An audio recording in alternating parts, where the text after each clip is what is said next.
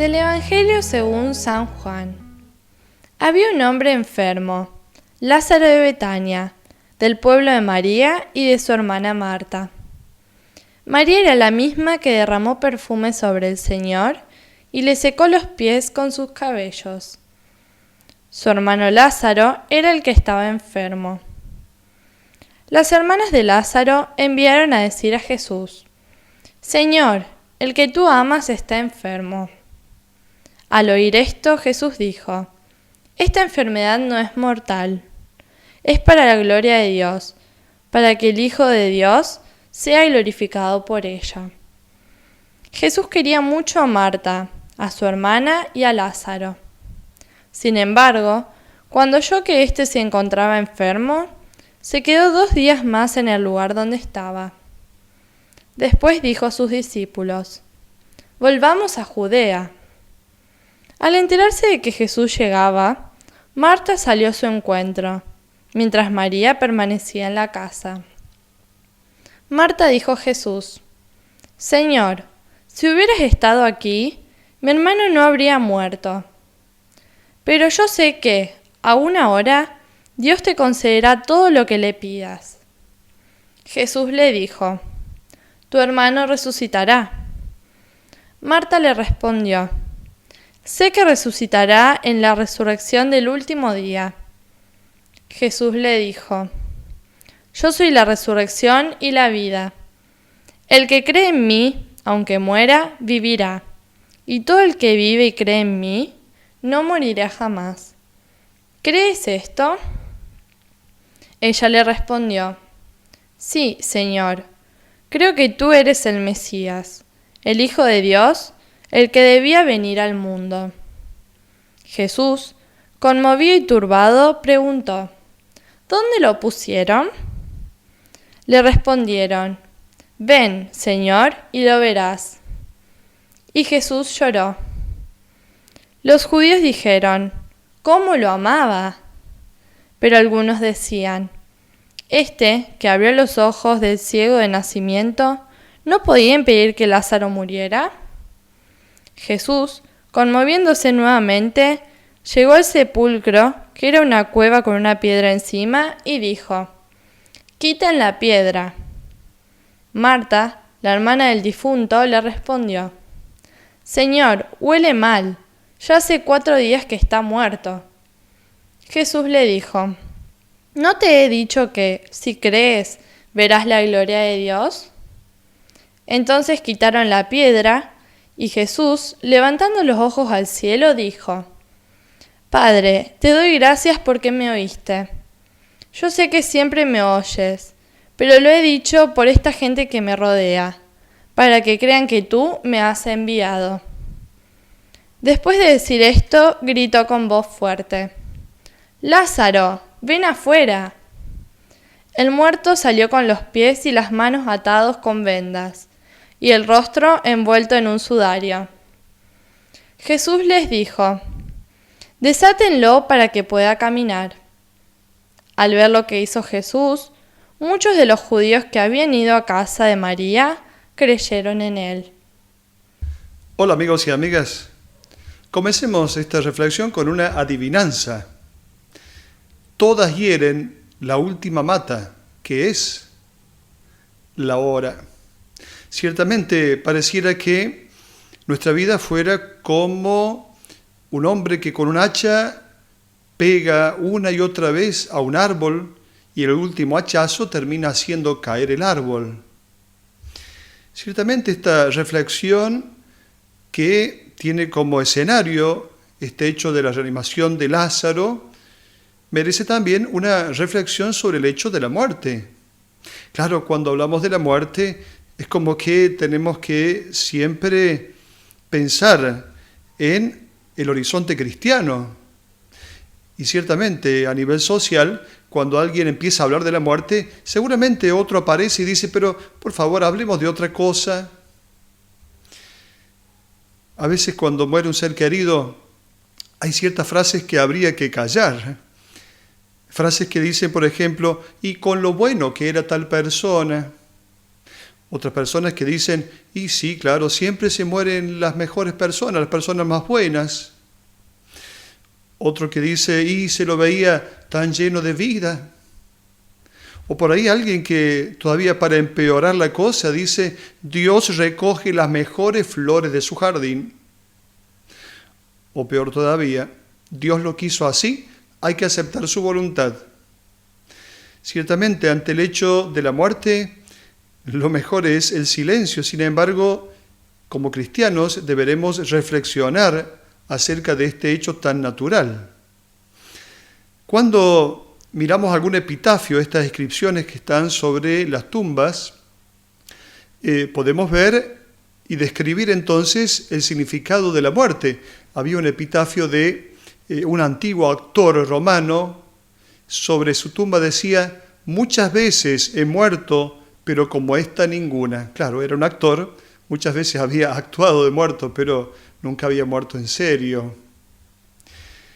En otro lugar decía, una inscripción puesta por los familiares del difunto, decía, cuando estés junto a Dios, cuéntale de nosotros, que somos peregrinos en este mundo y necesitamos la luz de nuestro Señor.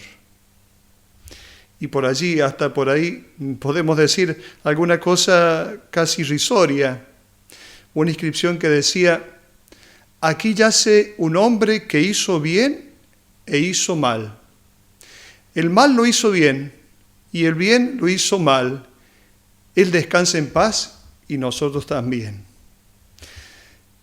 En la Vía Appia de Roma, que tiene más de 500 kilómetros, más o menos unos 190 kilómetros, había mausoleos en esa vía como para recordar al hombre que el destino último es la muerte. Por supuesto, desde una visión pagana, el hombre simplemente es un candidato para la muerte. Más de 190 kilómetros de construcción alrededor, o diríamos en las orillas de esta Vía Appia de Roma, los mausoleos. Francisco de Asís, Francisco, aquel que llama hermano al sol, hermana a la luna, también le llama hermana a la muerte, justamente porque Francisco entiende, evidentemente desde una visión cristiana, que deberemos reconciliarnos con este hecho natural de la muerte. Cuando muere una persona, decimos, esta persona es un difunto. Utilizamos esta expresión difunto. ¿De dónde viene esta palabra? Difunto, de defuntus, de fungi. El prefijo de, que significa separación, y luego funtus, fungi, que significa ocuparse en alguna cosa o desempeñar algún cargo. Por lo tanto, difunto quiere decir el que está retirado de sus funciones, es aquel que llega a la madurez, que llega finalmente a buen término. En el libro de la sabiduría se habla del justo que es amado por Dios, que cuando llega a la perfección en poco tiempo puede alcanzar una larga plenitud de vida. De hecho, cada hombre cuando nace ya es suficientemente viejo como para morir. Y cuando muere un ser querido, ciertamente en nosotros se abre una herida. Esa herida necesita ser sanada. Esa sanación, ese proceso de sanación se llama el duelo. Es un tiempo en el cual, un tiempo que dura no menos de 9 meses o un año, en el cual vamos aprendiendo a amar al ser querido de una manera distinta. Utilizamos nosotros la expresión he perdido al ser querido. En realidad, el único, dice San Agustín, el único que no pierde a sus seres queridos es el que los quiere y los tiene en aquel que no se pierde. Aquel que no se pierde es Dios. Vamos al Evangelio. En los Evangelios encontramos 3 relatos de resurrección, decimos nosotros. En realidad son relatos de reanimación, no de resurrección. Vamos a ver luego la diferencia entre una cosa y la otra. Estos relatos son aquel que aparece hoy, la reanimación de Lázaro, luego el de la hija de Jairo y el del hijo de la viuda de Naín. Son 3 relatos del Evangelio. En el Evangelio de Juan, en el capítulo 6, encontramos esta expresión de Jesús. La voluntad del que me ha enviado es que yo no pierda nada de lo que Él me dio, sino que lo resucite en el último día. Por lo tanto, Jesús ha venido a ofrecer una vida que en clave cristiana se llama resurrección. No es entonces esta reanimación. La victoria sobre la muerte se da por la resurrección, no por la reanimación de un cuerpo. Cuando decimos la palabra vida, en griego utilizamos 2 términos, básicamente 2 términos, zoe y bios. Zoe es esta dimensión de la vida que no está tocada por la muerte. Bios es esta dimensión biológica que perece. Evidentemente con la muerte esta dimensión biológica perece. Pero la zoe es esta dimensión de la vida que no está tocada por la muerte. El pasaje de la animalidad a la humanidad es la conciencia de la muerte. El hombre muere y sabe que muere. Un poeta que, pasando sobre una tumba, vio una flor, dijo a la flor: pobre flor, qué mal naciste, si el primer paso que diste fue encontrarte con la muerte. El dejarte cosa triste, el cortarte cosa fuerte, si dejarte con la vida es dejarte con la muerte. El hombre entonces muere y sabe que muere. Algunos cementerios antiguos estaban construidos, diríamos, del lado donde, desde el pueblo, teniendo el pueblo como punto de referencia, teniendo la ciudad como punto de referencia, se construía en ese lugar donde se pone el sol, justamente pensando en que la muerte es el ocaso, la muerte es el atardecer. Entonces se construían los cementerios desde teniendo como punto de referencia el pueblo, la ciudad, donde se pone el sol. Justamente es ahí el ocaso de la vida. Para el cristiano, la muerte, diríamos, es posibilidad para que la vida se exprese en plenitud. Por eso se entiende que el sepulcro es como el vientre materno, el lugar desde donde surge la vida plena. Nosotros somos gestados 2 veces. La primera gestación, después de 9 meses de ser gestados en el vientre de nuestra madre, nacemos a esta vida y luego entonces somos gestados un tiempo determinado, 1, 10, 50, 100 años, para ser dados a luz finalmente a la vida definitiva del paraíso. Por eso, el lugar en que la comunidad abraza a los hermanos, que el Señor restituye vivos para siempre, no es el cementerio. La palabra cementerio significa lugar de los que duermen, dormitorio. No es el cementerio, sino el banquete eucarístico. Antiguamente todos iban a parar a la necrópolis. Aquellos que morían iban a parar a este lugar, necrópolis, ciudad de los muertos. Los cristianos empezaron a pensar que necesitaban un lugar para ellos, al cual le llamaron cementerio, lugar de los que duermen. Justamente dormir significa como morir. Podríamos decir que lo más parecido a la muerte es el dormir. Y luego entonces que nosotros dormimos, nos levantamos bien, nos levantamos ya de una manera nueva y distinta. Nos levantamos con entusiasmo, con ganas, ciertamente después de haber dormido bien. Bueno, este levantarse después de haber dormido, entonces es el símbolo de la resurrección. Hay una canción muy bonita de Martín Valverde que se llama No se han ido del todo. Si alguien puede escucharla, creo que nos puede ayudar a meditar este evangelio desde la mirada cristiana. Vamos un poquito al evangelio de hoy. Este evangelio que pertenece a, ya sabemos, los 7 signos de Jesús. El evangelio de San Juan está dividido en 2 partes. La primera parte se llama el evangelio de los signos y luego la segunda parte, el libro de los signos y luego el libro de la gloria, la segunda parte. con la reanimación de Lázaro se cierra, podríamos decir ya, este libro de los signos. Encontramos entonces este relato en el capítulo 11 de San Juan. Para Juan, la reanimación o resurrección, vamos a utilizar esta palabra sabiendo que no significa lo mismo, para Juan la resurrección de Lázaro realmente es el motivo verdadero de la muerte de Jesús. Jesús, al realizar este signo, podríamos decir que se pone en las manos de las autoridades religiosas de Israel para finalmente ir a la muerte. Cuando Jesús dijo de ir a Betania, Tomás, llamado el mellizo, le dijo a los otros discípulos, vayamos también nosotros a morir con él.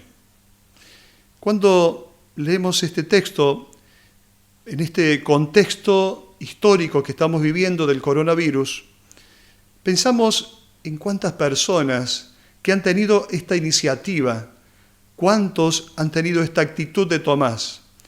Vamos también nosotros,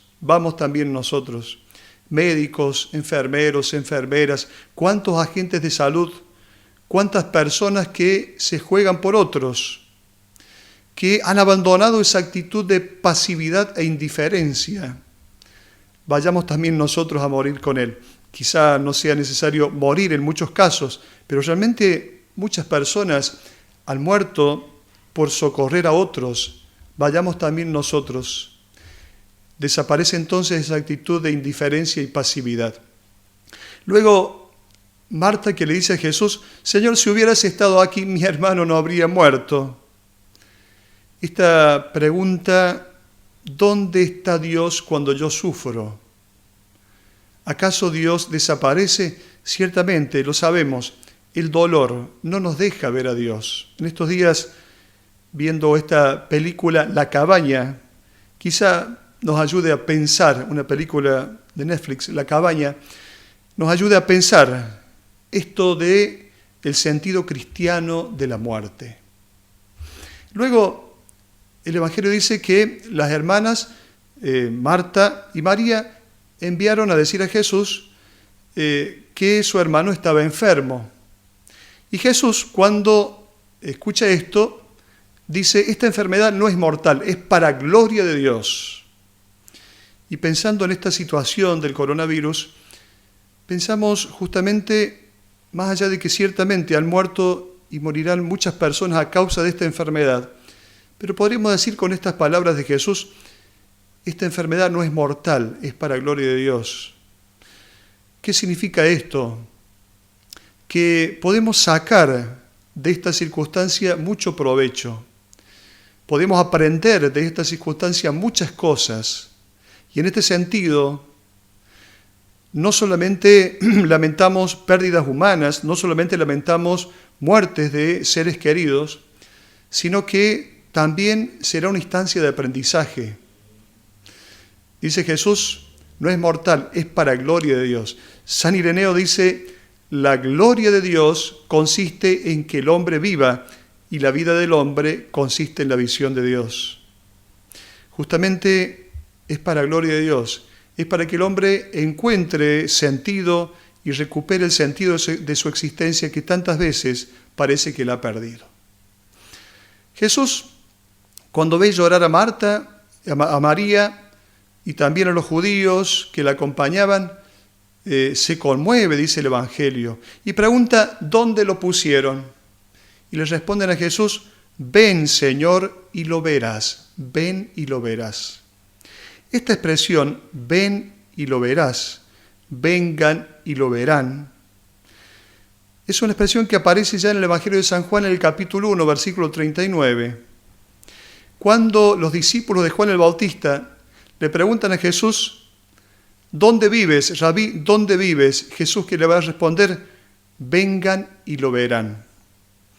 Esta expresión que está al inicio del Evangelio de Juan, con esta otra que está aquí, al final de, podríamos decir, de este libro de los signos, en el capítulo 11, forman lo que se llama técnicamente una inclusión. Vengan y lo verán. Como si Jesús nos invitara realmente a ver cuál es la vida verdadera. En realidad nos invita a ver que en Él se encuentra la vida verdadera. Por lo tanto, para la visión cristiana, el sepulcro no es simplemente una tumba, sino que es regazo, que es refugio, es cobijo. Ciertamente tendremos que hacer una conversión mental para ver de otra manera esta realidad. El libro del Génesis habla de los dos árboles, del árbol del bien y del mal, y luego del árbol de la vida. Sabemos que el autor del libro del Génesis toma muchas cosas de algunos escritos de la Mesopotamia.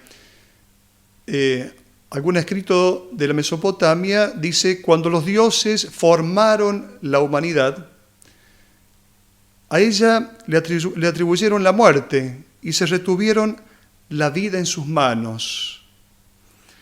Justamente el autor del libro de Génesis toma esto y encontramos esta expresión en el capítulo 3 del libro del Génesis, cuando dice que Dios, que ve al hombre ya creado, dice: el hombre ha llegado a ser como uno de nosotros en el conocimiento del bien y del mal.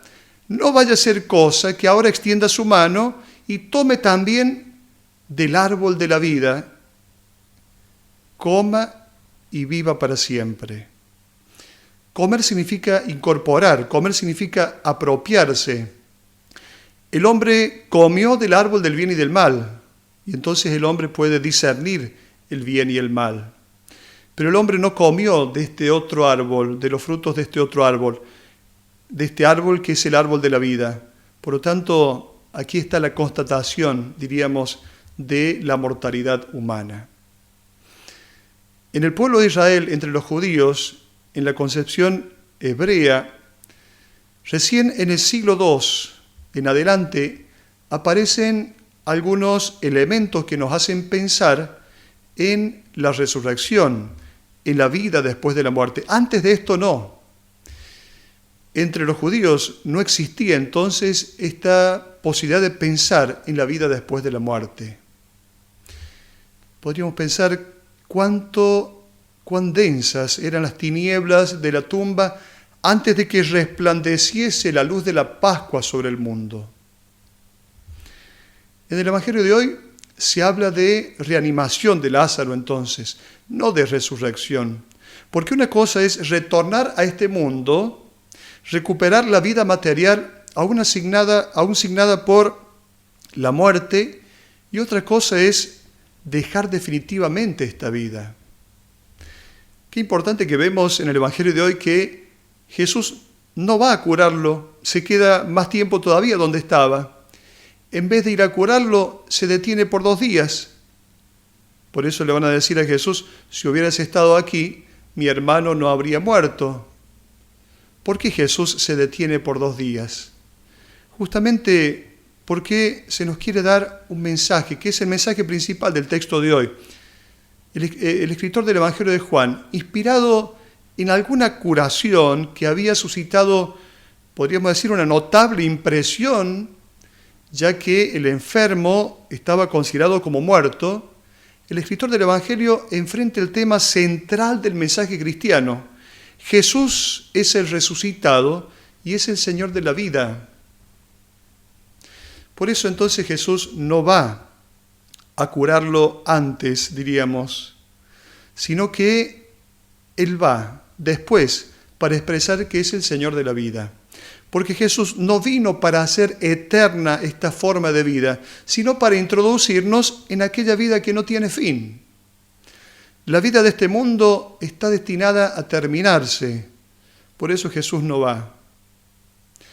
Cuando un niño nace, después de nacer, no carga su placenta durante toda la vida.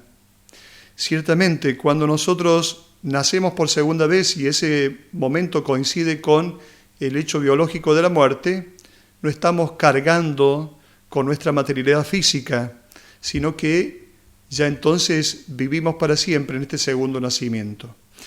Para Jesús, la muerte, por lo tanto, no es un acontecimiento destructivo, irreparable, sino que marca el inicio de una condición mejor a la precedente. Marta ciertamente pertenece a este grupo que, a diferencia de los saduceos, creen en la resurrección de los muertos. Pero Jesús le va a decir que la cosa no es como ella la cree. Ella está convencida de que al fin del mundo su hermano Lázaro volverá a la vida junto con todos los justos y a formar parte del reino de Dios. Jesús le va a decir, no, ahora ya es posible que él viva. El cristiano entonces no cree en una muerte y después en una resurrección que tendrá lugar al final de los tiempos. Cree que el hombre redimido por Cristo no muere, sino que nace 2 veces. En la mirada cristiana, la vida en este mundo es una gestación y la muerte es verificada por quien queda, no por quien muere. Y lo vemos a Jesús llorando. Ciertamente está triste. Está triste porque por cierto tiempo estará separado de Él. Hay 2 modos de llorar. De aquel que llora de modo desesperado y de aquel que llora porque ciertamente la muerte marca un distanciamiento temporal, físico, y entonces eso nos hace doler. Es doloroso ser dejado por un amigo, pero es egoísta querer retenerlo. Sería como impedir a un bebé que nazca. Por eso Jesús le va a decir, desátenlo, déjenlo ir. Podríamos decir que esto sigue repitiendo Jesús a cada uno de nosotros, que necesitamos hacer un proceso de sanación cuando muere un ser querido. Se nos repite hoy con dulzura. Él mismo nos dice esta expresión, déjalo ir. Esta expresión Jesús la dice a cada uno de sus discípulos, que no llega a resignarse ante la desaparición de un hermano o de una hermana. Por eso, ¿la fe es para postergar la muerte? Nos preguntamos, ¿la fe es solo para postergar la muerte? ¿Jesús vino solamente a perpetuar la vida biológica o vino a vencer la muerte?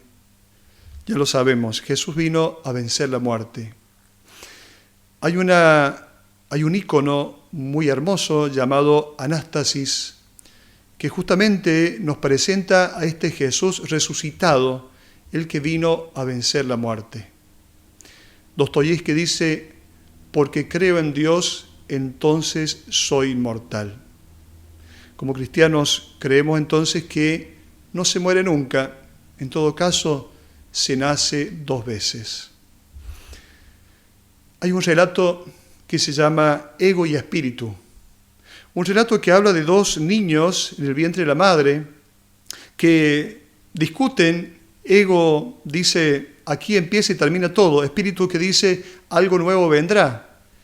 En este relato se nos da a conocer, podríamos decir, los 2 pensamientos respecto de lo que significa la vida después de la muerte.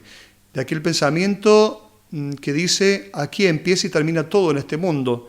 Luego, el pensamiento cristiano, con el cual nosotros obviamente nos identificamos, que nos abre a la esperanza de la resurrección. En este mundo estamos como 2 niños que se gestan en el vientre materno, 2 gemelos. Cuando nace el primero, el que queda dentro seguramente piensa, me dejaste. ¿Por qué me dejaste? Si pudiera pensarlo, si pudiera decirlo, ciertamente. Pero el que ha nacido dice, finalmente estoy aquí, viviendo aquello que he buscado. Aquí sí que está bueno. Cuando muere un ser querido, nosotros pensamos esto, nos ha dejado, pero aquel que ya ha nacido esta vida definitiva de Hijo de Dios en el paraíso, si pudiera hablarnos, nos diría, ciertamente aquí encuentro todo aquello que he buscado. Hasta la próxima.